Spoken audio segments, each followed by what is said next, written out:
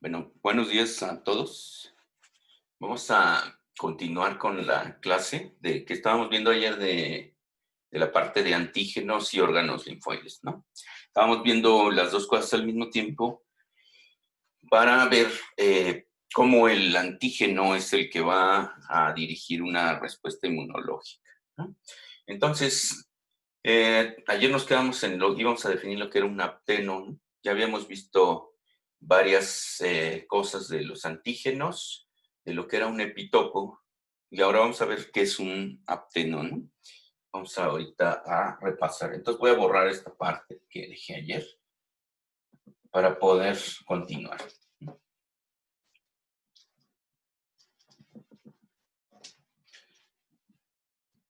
Bueno, para que no sea tan pesado, el jueves vamos a hacer un examen en línea para que vayan repasando, por favor.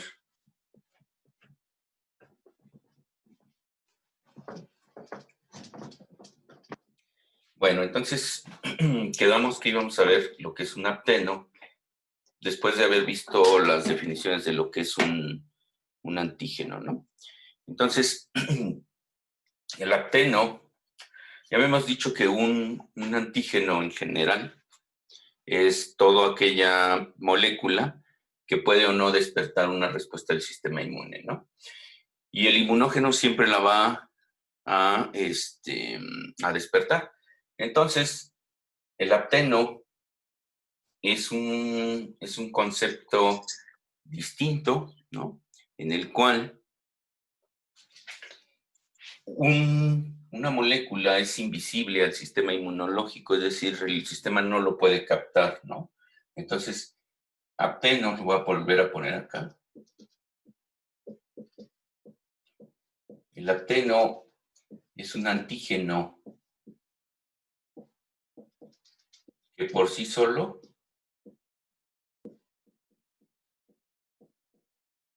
no es capaz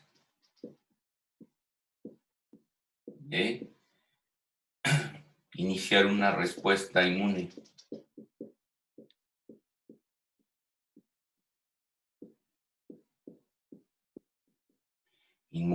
¿No? ¿Sí? Entonces, fíjense en la definición, ¿no? Es un antígeno que por sí solo no es capaz de iniciar una respuesta inmune. ¿Por qué es esto? Bueno, porque los aptenos, se los voy a poner de manera más gráfica. Un apteno es una molécula muy pequeñita. El ejemplo más clásico es la penicilina, ¿no? Entonces, es una molécula chiquitita, ¿no? Aquí vamos a ponerlo como que fuera un cuadrito. Entonces, por sí sola no tiene las características para despertar una respuesta inmunológica, pero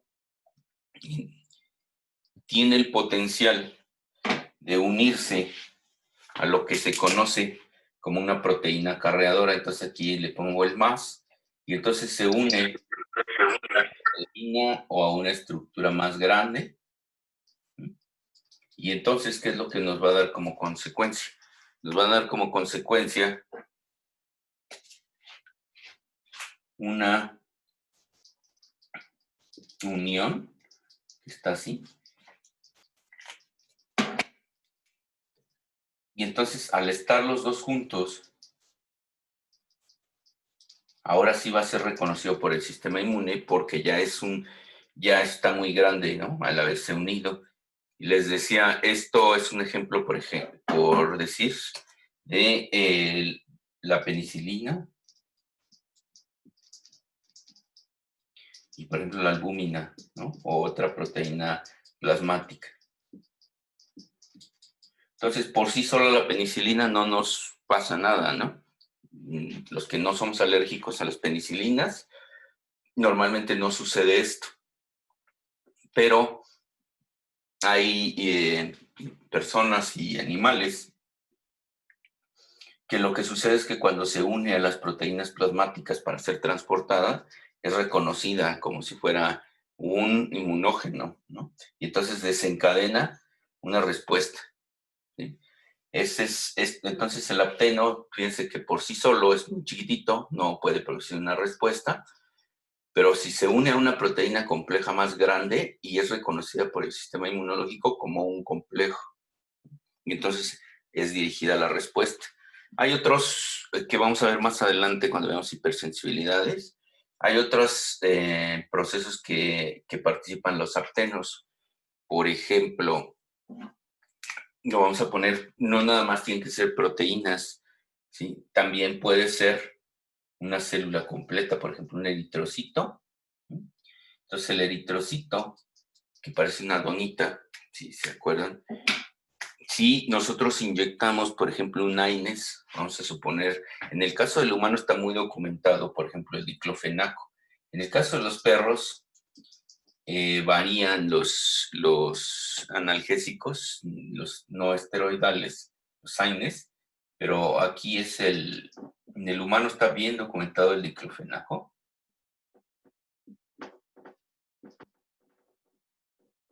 Entonces el diclofenaco lo que hace es unirse a la membrana del eritrocito, a proteínas del eritrocito, y entonces, como consecuencia, este eritrocito va a expresar en su membrana muchas moléculas de diclofenaco, ¿no? ¿Qué es lo que le va a suceder? Pues que va a desarrollar una respuesta contra él. Entonces aquí se le unen las moléculas de diclofenaco y entonces como consecuencia se va a reconocer al eritrocito como extraño y se le va a destruir con la formación de anticuerpos en contra del complejo diclofenaco más una proteína de la membrana.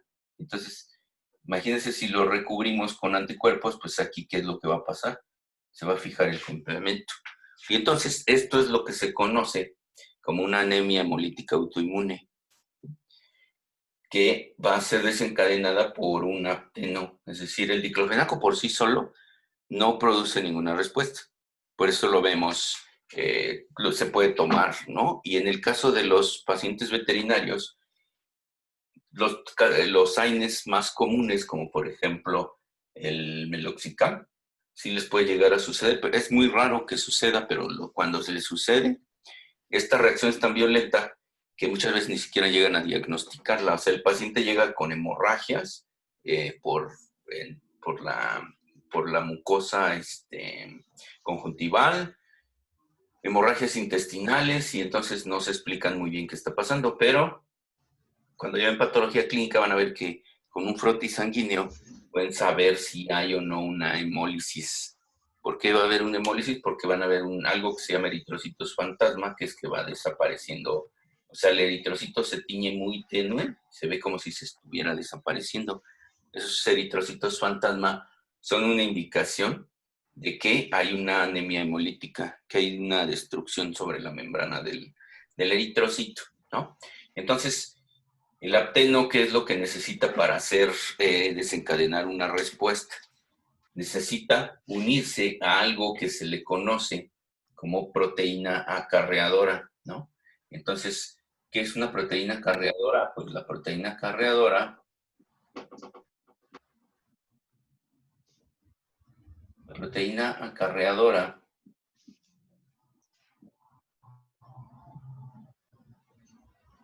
es la que tiene la capacidad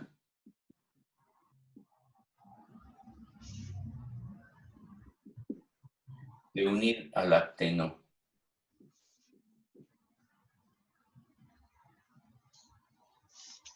¿Okay? Entonces,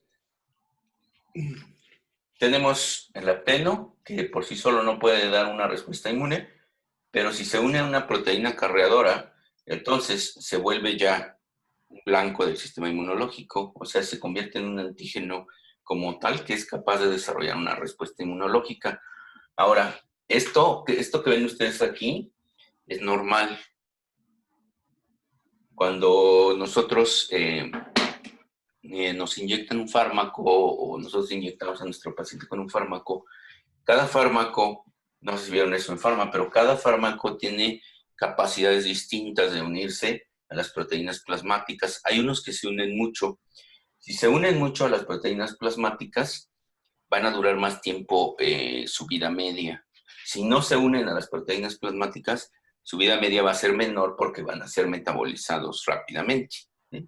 Entonces, si esto sucede normalmente con todos los fármacos que nuestros pacientes les aplicamos o a nosotros mismos nos aplican, ¿por qué unos desencadenan una respuesta y otros no?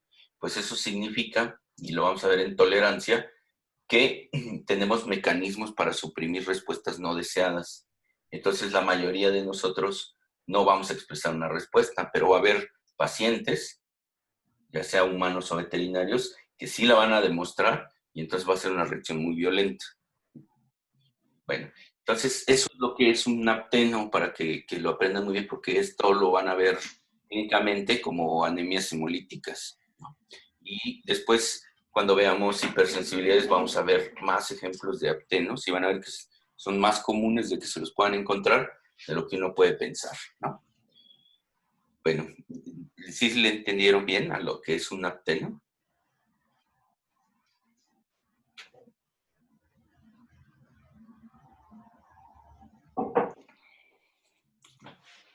Bueno, me imagino que sí. Entonces, como les decía al principio, el jueves vamos a hacer un examen. El examen va a iniciar igual a las 8 de la mañana. Bueno, se los voy a poner a las 9 porque va a ser muy cortito.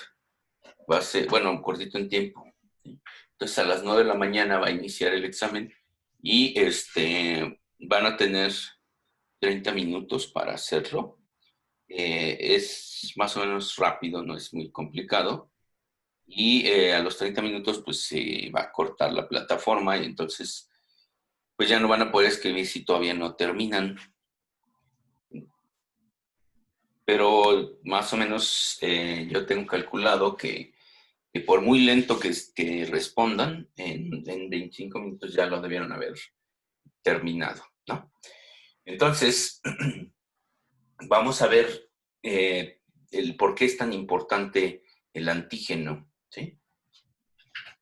Lo que vimos de definiciones y todo esto, ¿por qué es tan importante, ¿no? Bueno, entonces voy a borrar esto que está aquí del apteno y voy a dejar esto porque ahorita lo vamos a retomar, lo del, lo del órgano linfoide, de cómo se lleva aquí la respuesta inmune adaptativa, ¿no? Mañana, que es miércoles, les voy a hacer un esquema y lo vamos a ir explicando para que vean desde la respuesta innata hasta lo que vamos a ver hoy, cómo todo debe de tener una secuencia lógica, ¿sí? Entonces, para que ustedes ya nada más en su repaso para su examen puedan ampliar los detalles, que se vayan más a los detalles, ¿sí?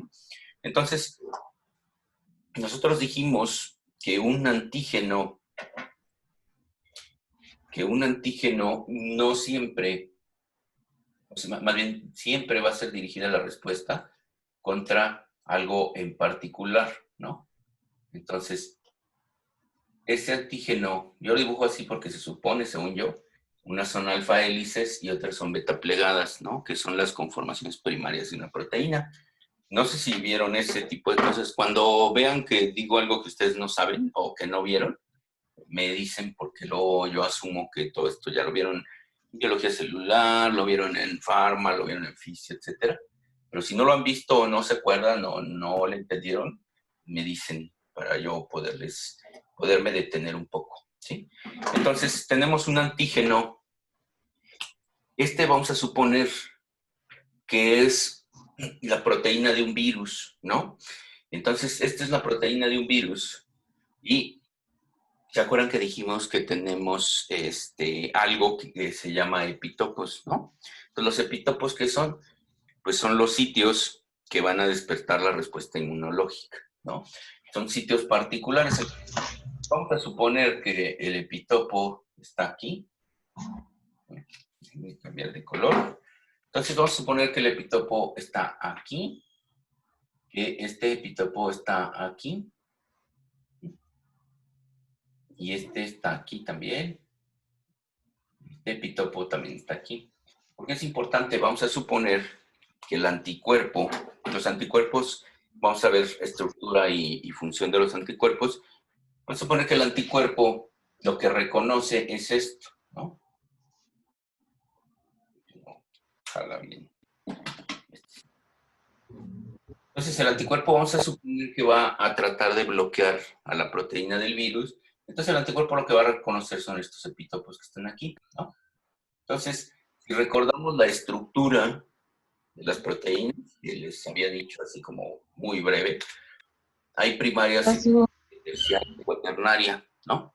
Entonces, esta estructura que está aquí sería una estructura terciaria, ¿no? Esta estructura terciaria, el anticuerpo, si se fijan, está reconociendo algo que es con forma, ¿no? O sea, esto está plegado y por eso está reconociendo estas puntas. ¿Qué pasaría si yo desnaturalizo esta proteína, ¿no? Con calor o con lo que sea. Entonces, de ser una estructura terciaria, ¿no? Estructura terciaria, ¿qué pasa si le aplicamos calor o, por ejemplo, en el caso de la fagocitosis que se destruye, ¿no? El antígeno. ¿Qué pasa si en lugar de ser así, ya una vez que es digerido, que cambia el pH o lo que sea, pierde esta estructura terciaria y entonces se vuelve una estructura primaria, o sea, se vuelve lineal, ¿no? ¿Qué es lo que le va a suceder aquí? Que estos epítopos que se ven muy cerquita unos de otros y que precisamente le dan una forma que el anticuerpo se puede unir a ellos, quedarían aquí mismo, o sea, uno junto al otro. Pues si agarramos esta hebra de proteínas y la estiramos, es obvio que estos no van a quedar cerca, ¿no? Van a quedar, por ejemplo, el primero va a quedar aquí y los otros tres van a quedar así, ¿no? Estamos hablando que imagínense que esto es un alambre, ¿no? Y tiene pintadas algunas zonas. Cuando lo estiremos, se van a separar esos epítopos y van a tener una forma distinta a la que reconoce el anticuerpo. Entonces, el anticuerpo que reconocía esto, aquí ya no va a poder reconocer nada, ¿no? ¿Por qué no lo va a poder reconocer? Porque ya no tienen la misma forma, ya se estiró la proteína. Esto es lo que sucede cuando utilizan vacunas de manera inadecuada. Se desnaturaliza el antígeno que están poniendo y entonces cambian epitopos. Y entonces, esto, como el animal no tiene en ese momento anticuerpo, pues va a generar un anticuerpo, por ejemplo, contra este aquí, distinto. ¿Qué va a suceder cuando se enfrente al antígeno, es decir, al nativo, como era? Pues no lo va a reconocer, porque ahora va a ir dirigido con particulares que cuando se plieguen van a tener forma distinta y entonces pues ya no van a ser reconocidos.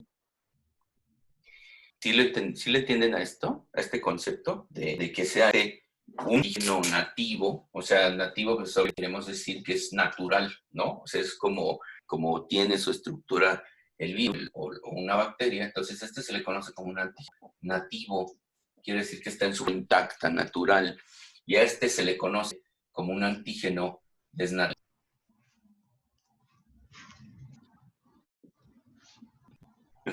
¿Entienden a este concepto? Si no lo entienden, digan, porque esto es muy importante.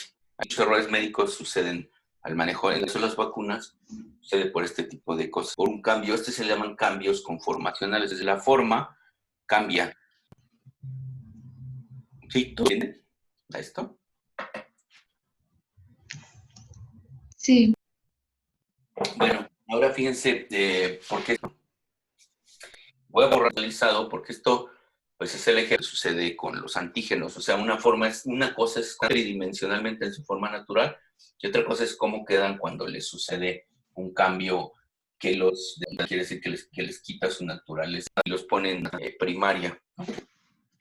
Entonces, habíamos visto que linfoides, como aquí en este caso un ganglio, de tal manera que el flujo de la linfa permite crear el antígeno, ya sea libre o con una célula dendrítica para que éste pueda interactuar con los linfocitos, ¿no? Pero entonces, ¿cómo vamos cómo vas a ver, en pocas palabras, o cómo le va a dar al linfocito correcto que lo necesita, ¿no? Entonces, de alguna manera tiene que presentarse y tiene que presentarle algo que sea agradable, ¿no? Ahora sí que algo que puedas, bueno, una tiza ya no se puede volver a plegar. No, en el caso de las proteínas, por ejemplo, una vez que pierden los enlaces que las mantienen unidas, ya no pueden regresar a su forma nativa. Es decir, si yo agarro una vacuna, se me olvida, por más que estoy echando el chisme con el dueño, ¿no? Del que ya se calentó un poco, la voy a regresar al frío, o sea, ya lo que le haya sucedido a esa vacuna, si tuvo finales, ya no van a, ¿no? O sea, ya no va a regresar a su forma nativa. Por eso es bien importante cuidar todo eso. Lo mismo se da anticuerpos cuando van a hacer un tratamiento, por ejemplo, con anticuerpos contra cáncer, ¿no? Las aplicaciones son muy delicadas porque no deben de perder su conformacional, no se debe dar, ¿no? Entonces, hay que estar muy, muy atentos a ese tipo de cosas, ¿no? Bueno, entonces, vamos a suponer que esta proteína del virus inició a circular porque un virus está infectando, ¿no? Entonces, aquí yo tengo un virus que está infectando las mucosas digestivas, por ejemplo, el parvo, ¿no? Entonces, cuando está infectando las mucosas, ¿qué es lo que va a suceder? Pues obviamente ya vimos que va a haber una activación, ¿no? De la inmunidad innata. Entonces va a haber una activación innata. Esa activación innata.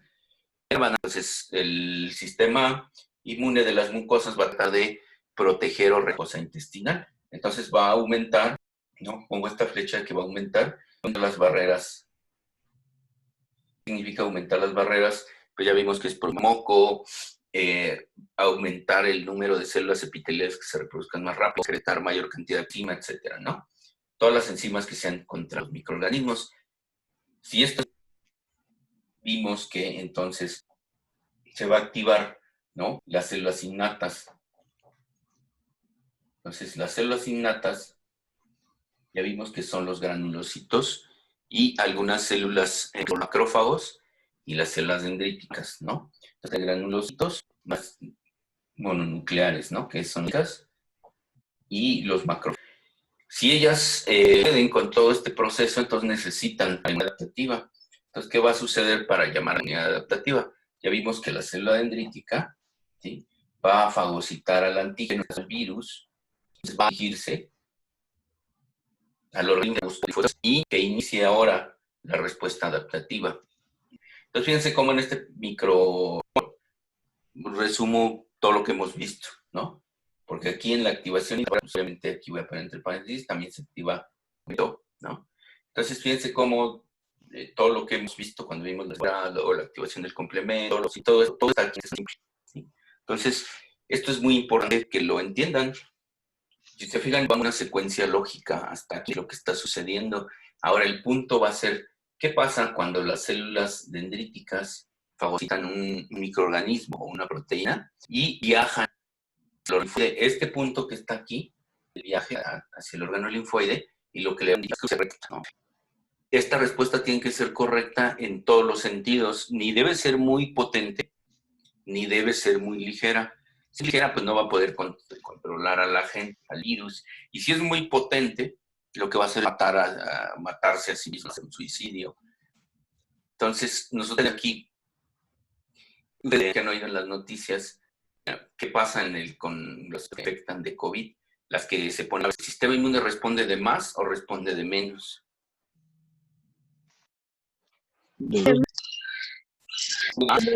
Por un tema, se produce un edema. Si ustedes ven los clínicos, de hecho les voy a poner si quieren checarlo, para que entiendan mejor las cosas, pero se los voy a poner en el momento en que yo les explique cómo funciona la inmunidad del pulmón, para que ustedes vean cómo un paciente que ustedes no saben diagnosticar rápido y no saben aplicarlo, el paciente se va a morir. Hablaba del uso o sea, se empezó a difundir, ¿no? Que con el uso de la dexametasona se aliviaban los pacientes. Claro que se alivian dentro del estadio, no en todo.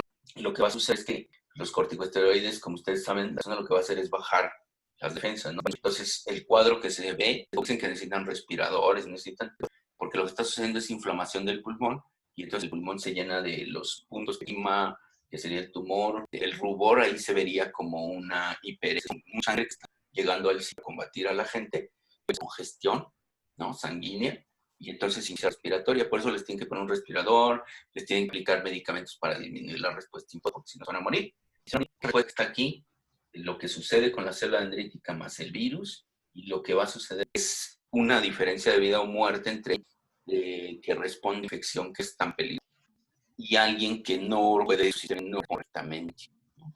Y ustedes deben de saber diferenciar eso para poder tratar bien a un paciente, porque pues esteroides y en un momento no puedo matar al paciente.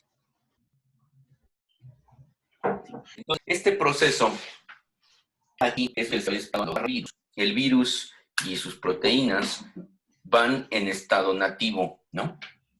Entonces aquí las proteínas, o vamos a ponerle el antígeno, quiere decir que están en su estructura natural. Pero hay algo importante, vamos a ver los linfocitos. ¿Se acuerdan que dijimos que había linfocitos T? ¿No? Sale maduro de la médula ósea y se va a linfocitos. El T tiene que tener una selección para que madure y entonces llega el linfocito T maduro primero de la médula y del timo llega a los órganos. Entonces hay algo bien importante, los linfocitos T, que son los que van a iniciar a ver con más detalle, son nativos de linfocitos T y le echan ahí el antígeno nativo, no va a pasar nada. Entonces necesita en estos antígenos nativos procesada, lenguaje el linfocito T entienda, sentada, ¿no? Entonces, ¿cómo sucede este evento de que como un antígeno nativo que recorre por la linfa, la célula dendrítica, lo que hace es muy importante que de ahí depende una respuesta incorrecta? Realice proceso que es procesamiento del antígeno. Este procesamiento del antígeno y un antígeno nativo, un antígeno que los linfocitos T puedan, y eso es ese proceso, ese evento, presentación, ¿sí?